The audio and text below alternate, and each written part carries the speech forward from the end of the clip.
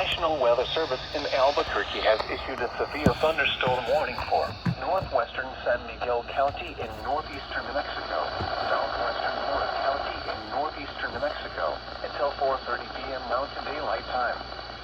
At 3:44 p.m. Mountain Daylight Time, severe thunderstorms were located along a line extending from near the Aramonte to 10 miles south of Trujillo, moving northeast at 35 miles per hour. Hazard, 60 miles per hour with gusty and nickel-sized hail. Source, radar indicated. Impact, expect damage to roofs, siding, and trees.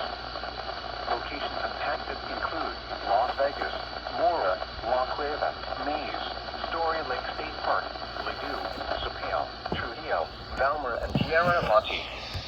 This includes the following highways: Interstate 25 between mile markers 348 and 383. State Road 104 between mile markers 2 and 46. Move to an interior room on the lowest floor of a building. Repeating, a severe thunderstorm warning has been issued until 4:30 p.m. Mountain Daylight Time for the following counties in New Mexico: Mora and San Miguel.